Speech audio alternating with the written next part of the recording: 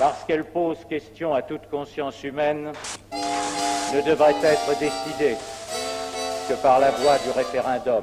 It is a dream deeply rooted in the American dream. Vous savez, le prix que la France attache depuis l'origine de la crise irakienne à l'unité. Avant, j'aimais pas la politique. Bonjour, vous êtes sur FDM TV, l'émission qui essaye de vous faire aimer la politique. Alors on n'a pas beaucoup de temps parce que le premier tour des régionales c'est le 6 décembre et évidemment vous êtes conviés à voter. Nous accueillons aujourd'hui Pierre Laurent. Bonjour Pierre Laurent. Bonjour. Merci d'avoir accepté notre invitation. Vous êtes donc la tête de liste pour le Front de gauche. Je ne me trompe pas. C'est quoi le Front de gauche? On a vraiment des spectateurs qui ne le savent pas. Le Front de gauche, c'est une association de partis, le Parti communiste, le Parti de gauche, un petit parti qui s'appelle Ensemble, qui est conduit par Clémentine Autain et qui est de formation récente. Et puis dans notre liste, il y a aussi beaucoup de gens, un tiers de la liste sont des gens qui ne sont pas engagés dans une de nos formations politiques. Donc il y a une dimension civile, de la société civile, des citoyens, des gens engagés dans le mouvement associatif, syndical, qui ont des engagements dans des combats locaux qui concernent les enjeux régionaux. Donc on a voulu donner cette dimension citoyenne très forte à la liste. La région est actuellement présidée par la gauche. Si vous gagnez en décembre, est-ce que cette région, elle sera toujours à gauche, mais différemment à gauche? Qu'est-ce qui changera? Oui, elle sera différemment à gauche. Et notamment, nous voudrions une politique bien plus audacieuse en termes de services publics. On a besoin d'une haute qualité de services publics dans la région. On a besoin. C'est la présence des services publics partout, surtout, parce que il faut plus d'égalité dans la région. Voilà, ce qui nous préoccupe beaucoup dans la région, c'est qu'elle est très riche, mais elle est très inégale. Et il y a des endroits qui concentrent beaucoup de richesses, d'autres qui sont des quartiers à l'abandon, dont on ne s'occupe pas trop, où la qualité de vie est dégradée. Et nous, on pense qu'il faut traiter tout le monde à égalité. Alors, et exemple, surtout qu'il y a beaucoup... Sur le plan du logement, par exemple, comment ça se... Sur le plan du logement, par exemple, il y a des villes qui se protègent du logement social, qui ne veulent surtout pas en construire, qui n'ont même pas 3, 4, 5% de logements sociaux, et puis d'autres qui en ont énormément et qui ne sont pas aidés. Ça, c'est l'État. Est-ce que le président de région... Non, la région a un rôle à jouer, parce que dans les programmes de services publics, dans les programmes de logement, dans les programmes de transport, il y a toujours une part de financement de l'État, une part des collectivités locales et une part de la région. Et c'est parce qu'on additionne ce qu'on appelle ces financements croisés qu'il devient possible de faire des programmes de services publics ou d'équipements publics, de construire des écoles, des collèges, des lycées. Et nous avons besoin que la région, elle joue un rôle moteur dans ces investissements. Et il y a des listes qui disent on fait trop de dépenses publiques et de dépenses sociales dans la région. Nous, on ne pense pas. On pense que l'investissement public peut être un moteur efficace pour créer du développement économique dans la région. Alors, il y a un sondage récent, TNS-Sofres, qui demande aux Français si votre région passe à droite. Et 57% répondent si notre région passe à droite, ça ne va pas changer grand-chose. Et même parmi les sympathisants de gauche, 44% disent ça ne va pas changer grand-chose. Vous comprenez cette réaction des Français ? Je la comprends, mais en l'occurrence, je ne suis pas d'accord. Et je vais prendre un exemple très concret.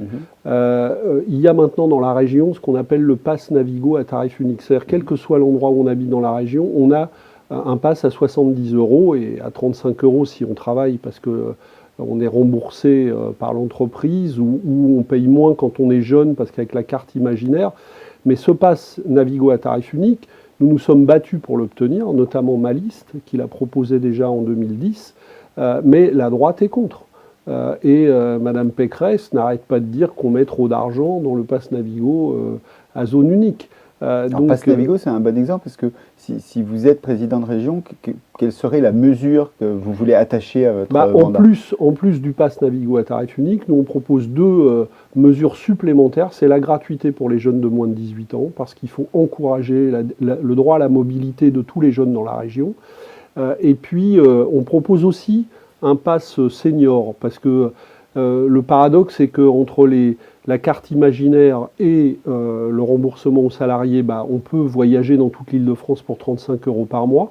Mais quand on est retraité, on paye plein pot, 70 € le pass. Et nous, on pense qu'un pass senior à 35 €, il y a beaucoup de retraités modestes. Donc les jeunes et les seniors, pour continuer à progresser dans le sens d'une tarification sociale. Notre émission s'appelle « Avant, j'aimais pas la politique ». Vous, Pierre-Laurent, vous avez toujours aimé la politique. Qu'est-ce qui vous a fait rentrer en politique? J'étais dans une famille où on était dans l'engagement politique, mais ça suffit pas, parce que des fois, on a des parents qui sont engagés, puis soi-même, on ne l'est pas. Quand j'étais lycéen, j'ai le premier combat dans lequel je me suis engagé, c'était le combat pour la libération d'une militante noire américaine des droits civiques qui s'appelait Angela Davis, qui était en prison à l'époque aux États-Unis. Et il y a eu une énorme campagne de solidarité internationale, et notamment en France, pour libérer Angela Davis, qui est toujours d'ailleurs une militante active des droits civiques. Communiste, oui. Et il y avait une campagne internationale, et les premières manifestations que j'ai organisées quand j'étais lycéen, c'était pour la libération d'Angela Davis. Et puis, ces engagements de solidarité internationale ont occupé beaucoup de place dans mes premiers engagements de lycéen, puis d'étudiant. Mais après, je me suis intéressé, à partir de là, à beaucoup d'autres choses, et à la vie politique et citoyenne en général. Vous avez cité Angela Davis, donc c'est son combat à la fois communiste pour l'égalité sociale, elle a un combat féministe, puis elle a aussi un combat contre les injustices raciales. Donc, est-ce que, par exemple, en matière de lutte contre les discriminations, il y a des choses dans votre programme qui sont un peu différentes des autres? Il y a une mesure phare, on propose de créer un observatoire régional de lutte contre les discriminations, et d'engager une mesure qui avait été promise par Hollande, mais qui finalement n'a jamais été appliquée, qui est le récépissé pour les contrôles d'identité, pour faire reculer les contrôles aux faciès. Alors on va terminer par un petit questionnaire. C'est pas une interro, je suis pas mon prof, hein, c'est pour mieux vous connaître. Quel est le lieu que vous préférez en Île-de-France? Sans se faire d'ennemis. Non, mais je vais répondre le quartier. J'habite à Belleville, Ménilmontant, dans le 20e arrondissement de Paris. Je suis né là, j'y vis toujours, et c'est un endroit que j'adore. Il y a beaucoup d'autres endroits que j'aime bien en région parisienne, mais c'est sûr que c'est un endroit que j'apprécie particulièrement. Le handicap est le principal atout de la région? Son principal atout, c'est la jeunesse. C'est que c'est une région très jeune. Et je dirais que son handicap, c'est justement de ne pas miser sur cet atout-là et de laisser trop de jeunes au chômage, dans la précarité. Il y a beaucoup de jeunes qui aiment vivre dans cette région, mais auxquels on ne donne pas les moyens de le faire. Le logement est trop cher pour les jeunes, il n'y a pas assez de logements pour les étudiants. Voilà. Donc il y a un atout, c'est la jeunesse, et un handicap, c'est qu'on ne parie pas sur cet atout. On passe de la région à la France. Votre personnalité de l'histoire de France qui vous sert d'exemple, qui a peut-être motivé votre engagement. Une, c'est compliqué. Enfin, vous avez cité Angela Davis, ça nous fait sortir de l'histoire de France. Ça nous fait sortir de l'histoire de France. Alors, il y a je dirais Jean Jaurès. Pourquoi? Parce que j'ai été longtemps journaliste et responsable d'un journal qui s'appelle L'Humanité, qui a créé Jean Jaurès en 1904. Et donc, il se trouve que j'ai beaucoup lu Jean Jaurès. Et je pense que c'était quelqu'un qui avait une pensée sociale d'une très grande actualité. Et puis ça a été un combattant pacifiste.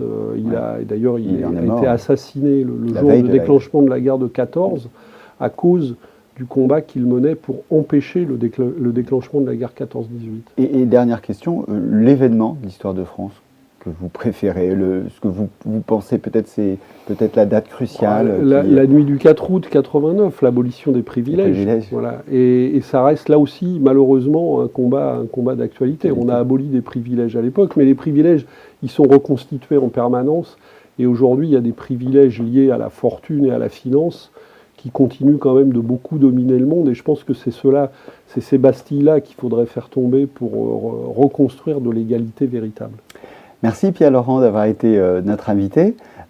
Pour notre part, vous n'êtes pas le seul candidat en Île-de-France. Il y a 11 candidats, ça serait plus facile de l'emporter. Ça va s'afficher, vous allez voir un écran avec les 11 candidats. Valérie Pécresse, par exemple, pour les Républicains. ou Claude Barthelone pour le Parti socialiste. Pour notre part, on se retrouve demain, toujours donc avant. J'aimais pas la politique, mais ça c'était avant. Bonne soirée.